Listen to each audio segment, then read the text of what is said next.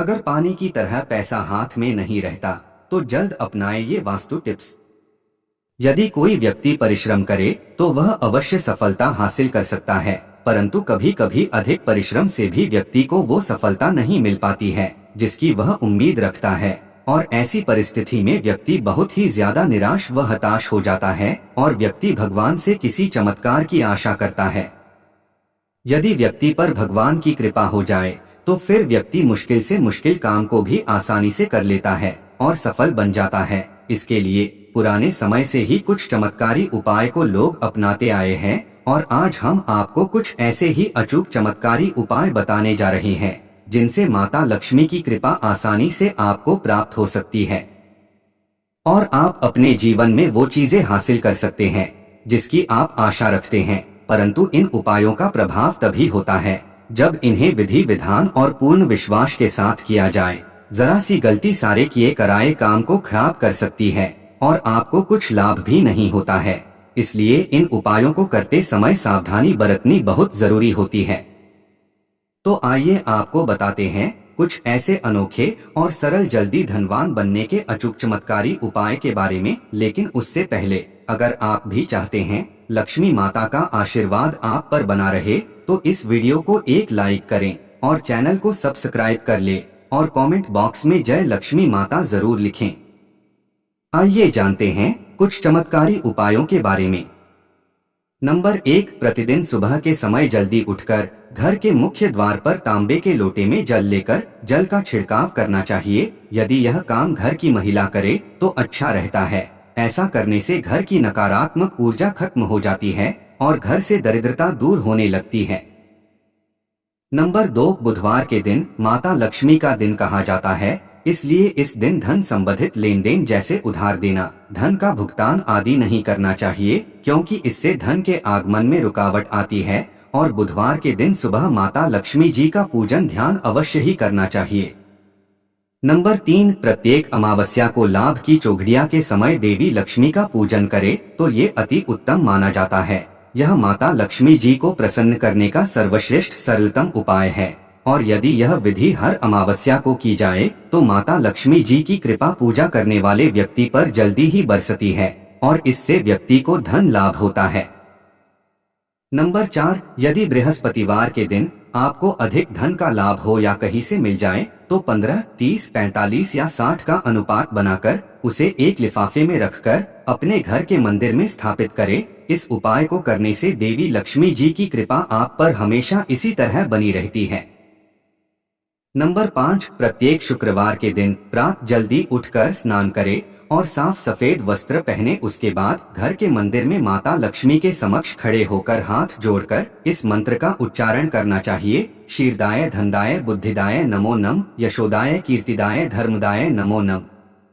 Number 6, दुकान, office या घर से निकलते समय खाली हाथ नहीं निकलना चाहिए। अपनी जेब में कुछ न कुछ रुपए लेकर चले। यदि आपने कोई कर्ज या उधार या फिर कोई लोन ले रखा है और आपको उस कर्ज को चुकाना है तो मंगलवार का दिन कर्ज की धन राशि देने के लिए चुने। ऐसा इसलिए है क्योंकि मंगलवार के दिन कर्ज चुकाने से कर्ज जल्दी उतर जाता है।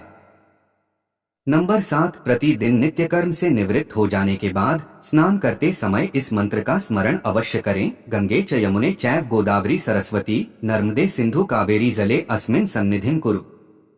नंबर 8, लक्ष्मी जी का प्रतीक कौड़ियाँ। पीली कौड़ी को देवी लक्ष्मी का प्रतीक माना जाता है। कुछ सफेद कौड़ियों को केसर या हल्दी के घोल में भिगोकर उसे लाल कपड़े में बांधकर घर में स्थित तिजोरी में रखें और कौड़ियों के अलावा एक नारियल की विधि विधान से पूजा कर उसे चमकीले लाल कपड़े में लपेटकर तिजोरी में रख दें। शंख समुद्र मंथन के समय प्राप्त 14 अनमोल रत्नों में से एक होते हैं। लक्ष्मी जी के साथ उत्पन्न होने के कारण इसे लक्ष्मी भ्राता भी कहा जाता है। यही कारण है कि जिस घर में शंख होता है वहाँ लक्ष्मी का वास होता है, इसलिए घर में शंख अवश्य ही रखना चाहिए। नंबर 9, प्रत्येक शनिवार के दिन पीपल को जल चढ़ाकर उसकी पूजा करेंगे तो धन और समृद्धि में अवश्य वृद्धि होगी। नंबर 10, घर का ईशान कोण हमेशा खाली रखना चाहिए। हो सके तो वहाँ पर जल से भरा एक पात्र रखें और चाहे तो वहाँ जल कलश भी रख सकते हैं। नंबर 11, बांस निर्मित बांसुरी भगवान श्री कृष्ण जी को अति प्रिय है। जिस घर में बांसुरी रखी होती है उस घर के सदस्यों में परस्पर प्रेम तो बना रहता है और साथ ही सुख समृद्धि की भी वृद्धि बनी रहती है। नंबर 12 दोस्तों, यदि आपके घर के अंदर काफी अधिक आर्थिक संकट है और इसकी वजह से घर में लड़ाई झगड़ा हो रहा है तो आप यह छोटा सा प्रयोग कर सकते हैं। यह एक अच्छा प्रयोग जिसके लिए आपको अधिक मेहनत करने की जरूरत नहीं है। इसके लिए आपको करना यह है कि तुलसी के 11 पत्ते लेने हैं और यह काम आपको सोमवार को करना है। अब पत्ते तोड़ते समय आपको मन ही मन ओम नमो भगवते वासुदेवाय नम मंत्र का जाप करते रहना है। उसके बाद पत्तों को अपने घर में लाकर सुखा देना होगा। उसके बाद अगले शनिवार के दिन गेहूं ले और तुलसी के पत्तों को उनके अंदर मिलाएं। इसके अलावा नाग केसर का जोड़ा व 100 ग्राम काले चने इसके अंदर डालें और उसके बाद इसको पीसवाएं या फिर पीस लें। उसके बाद इसको किसी पेड़ के नीचे डाल दें। उसके बाद घर आते समय किसी गरीब को पैसा दें। ऐसा करने से आपके घर में मौजूद आर्थिक संकट शीघ्र ही दूर हो जाएगी। आप इस बात को समझ सकते हैं। इस तरह से आप एक छोटा सा टोटका यह कर सकते हैं। यह आपके लिए जरूर फायदेमंद होगा। नंबर 13 शिव जी को बेल पत्र चढ़ाएं। दोस्तों, यदि आपके घर के अंदर दरिद्रता है या और आर्थिक संकट है तो आप यह भी एक छोटा सा प्रयोग कर सकते हैं। श्रावण मास के अंदर प्रतिदिन 108 बेल पत्र पर ओम नमः शिवाय मंत्र को लिखें और उसके बाद अपने आसपास किसी शिव मंदिर के अंदर जाएं। उसके बाद वहां पर ऊपर दिया गया मंत्र बोलते जाएं और एक एक करते हुए सारे पत्तों को शिवलिंग के ऊपर चढ़ा दें।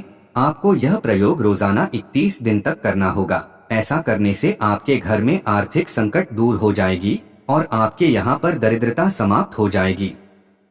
नंबर 14 घर में अधिक खर्च को रोकने के उपाय। दोस्तों, यदि आपके परिवार का कोई सदस्य अनावश्यक रूप से खर्च कर रहा है जिससे कि घर की आर्थिक स्थिति पर काफी बुरा असर पड़ रहा है तो आप यह प्रयोग कर सकते हैं। इसके लिए आप अलावा इससे अगले बुधवार को कुछ पैसा हिंजड़ों को दान करवा दें। ऐसा आपको 7 बुधवार करना होगा। उसके बाद वह इंसान अपने आप ही अनावश्यक खर्च करना अपने आप ही बंद कर देगा। इस तरह से आप प्रयोग कर सकते हैं। यह प्रयोग उन इंसानों के लिए काफी फायदेमंद होता है जो कि काफी अधिक खर्च करते हैं। हमने बहुत सारे लोग देखे हैं जो कि पैसा पानी की तरह बहाते हैं। यह प्रयोग आप महिलाओं पर भी कर सकते हैं। हालांकि इस प्रयोग के बारे में उनको पता नहीं होना चाहिए। दोस्तों, वीडियो अच्छी लगी हो तो लाइक और सब्सक्राइब जरूर करें। धन्यवाद।